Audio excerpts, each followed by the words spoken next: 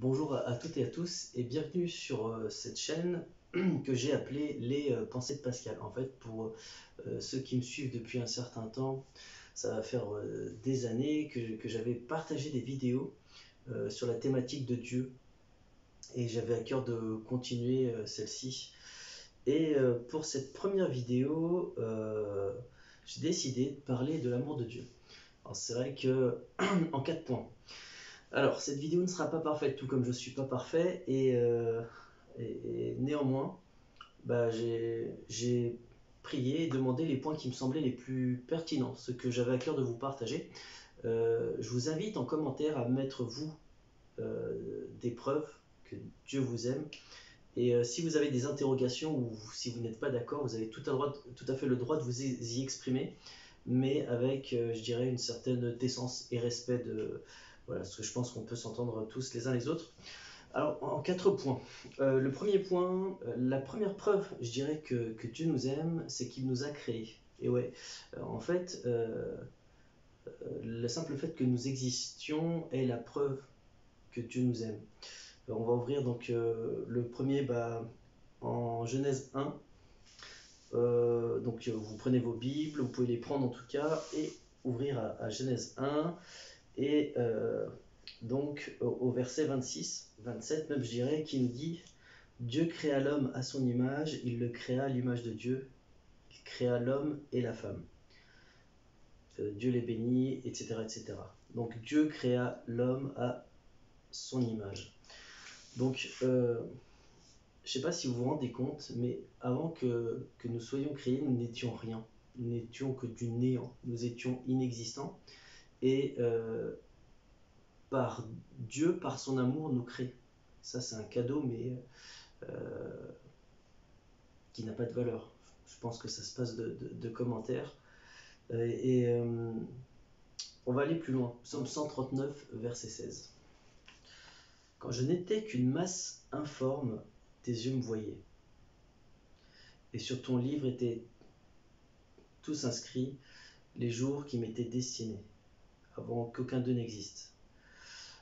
Alors, c'est méga important. Quand je n'étais qu'une masse informe, tes yeux me voyaient. Quand je n'étais qu'une masse informe, tes yeux me voyaient. Dieu, là, est clairement dans le processus de, je ne sais pas si on peut dire processus de gestation, mais en gros, alors que tu étais un fœtus, alors que tu étais un embryon en train d'être créé, je dirais même avant le fœtus, un embryon, parce qu'une masse informe, le fœtus a déjà une forme un petit peu d'un être humain. Donc alors que tu étais un embryon, Dieu avait déjà le regard sur toi et Dieu t'aimait déjà. Le deuxième point que j'ai décidé de partager avec vous concernant l'amour de Dieu, elle fait qu'il fasse justice. Et ouais, c'est vrai que de nos jours, beaucoup de personnes sont épris d'une certaine justice parce que comme on est dans les temps de la fin, bon, ça c'est pas moi qui le dis, vraiment la Bible corrèle, tous les signes nous montrent qu'on est vraiment dans les temps de la fin et que Jésus revient bientôt. Mais et donc, je vois nos contemporains s'exaspérer de plusieurs choses. Il y a eu les gilets jaunes, il y a eu, enfin bon, bref, je crois que vraiment l'humanité a, pour beaucoup, envie de justice, pas forcément de la bonne manière. Voilà, souvent les gens veulent qu'on leur fasse justice absolument sur un point, mais de l'autre côté, eux-mêmes commettent l'injustice d'une manière ou d'une autre. En gros, ils revoient la paille qu'il y a dans les yeux des voisins, mais ne voient pas la poutre qu'il y a dans le leur. Ça peut arriver. Mais en tout cas, le fait que l'être humain veuille de la justice, c'est tout à fait normal parce qu'on est fait à l'image de Dieu. Et comme Dieu est juste, d'ailleurs, je ferai une vidéo à ce sujet sur le fait que, déjà, qu'est-ce que la justice de Dieu? Parce qu'on peut avoir une définition plus ou moins erronée. Et l'autre point, qu'est-ce que ça veut dire être fait à l'image de Dieu? Parce que vous avez vu qu'on a été créé à l'image de Dieu, donc créé par Dieu à son image. Qu'est-ce que ça veut dire? Ça peut être aussi le sujet d'une autre vidéo. Si ça vous intéresse, mettez-le en commentaire. Donc, la justice. Alors, avant d'aller plus loin, je lis un verset. Deutéronome 32, verset 35. Dieu dit clairement: à moi la vengeance et la rétribution, virgule, quand leur pied chancellera. Alors, Dieu dit: à moi la vengeance et la rétribution. C'est-à-dire que tout passera par le jugement de Dieu. Déjà même, on peut voir dans ce monde présent qu'il y a une forme de, quelque part, même s'il y a beaucoup d'injustice, le méchant ne dure jamais éternellement. Et dans tous les cas, quand même puisse-t-il jouir un petit peu de ses méfaits, il le fera que dans ce monde présent, parce que dans le monde qui est à venir, s'il n'a pas accepté Jésus-Christ, je vous en parlerai après, son sort sera bien triste pour l'éternité. Lisons maintenant en Romains chapitre 12 verset 19. Dieu parle ici à travers la bouche de Paul à son peuple, donc à ceux qui ont accepté Jésus-Christ comme Seigneur et Sauveur. Voici ce qu'il dit. Ne vous vengez pas point vous-même, bien-aimés, mais laissez agir la colère, car il est écrit « À moi la vengeance et la rétribution, dit le Seigneur ».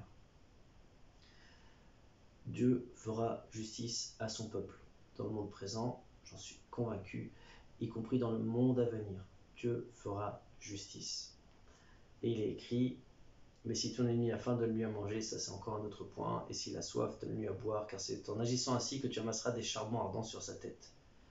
Ne te laisse pas vaincre par le mal, mais surmonte le mal par le bien. » Ce verset est tellement riche, il y a tellement de choses à dire, mais on va rester concentré sur sur ce point-là que je voulais vous partager, sur le fait que Dieu te fait justice.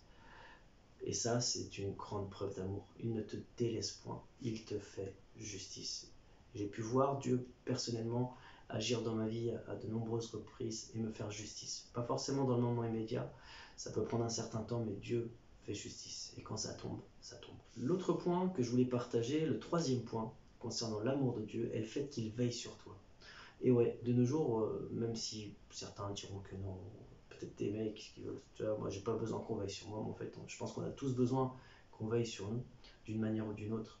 Et même si c'est une personne, même si tu es quelqu'un qui a sous ta responsabilité plein de personnes, une famille, ou si tu as sous ta responsabilité des enfants, ou ta maman, si par exemple, voilà, c'est vieille, malade ou âgée, je sais pas, mais néanmoins, tu as quand même besoin qu'on veille sur toi, et Dieu veille sur toi si tu le lui permets, si tu acceptes Jésus-Christ comme Seigneur et Sauveur, et que tu fais donc partie de son peuple, tu autorises Dieu donc à prendre soin de toi.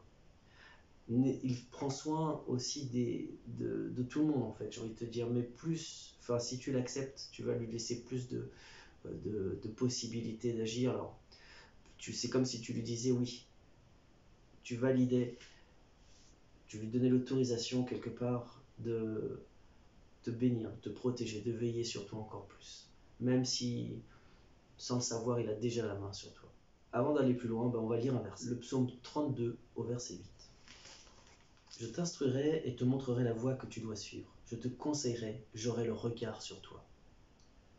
J'aurai le regard sur toi. Et lisons maintenant Isaïe 49 au verset 15.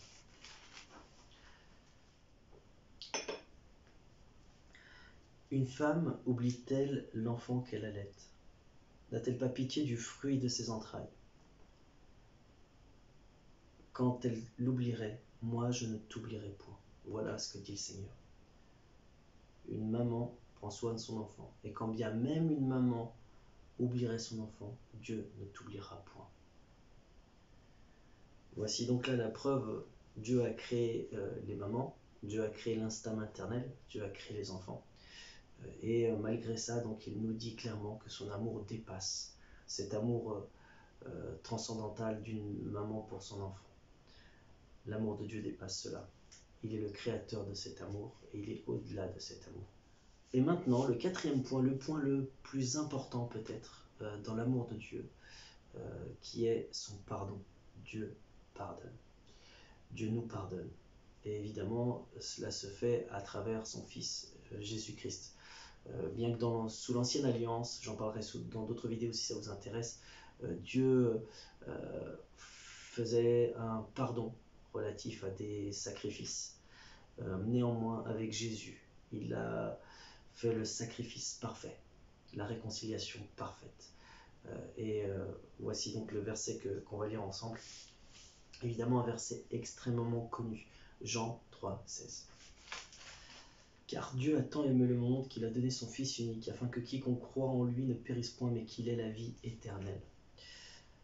Car Dieu a tant aimé le monde, car Dieu t'a tant aimé, toi, qu'il a donné son Fils, afin que tu ne périsses point, mais que tu aies la vie éternelle.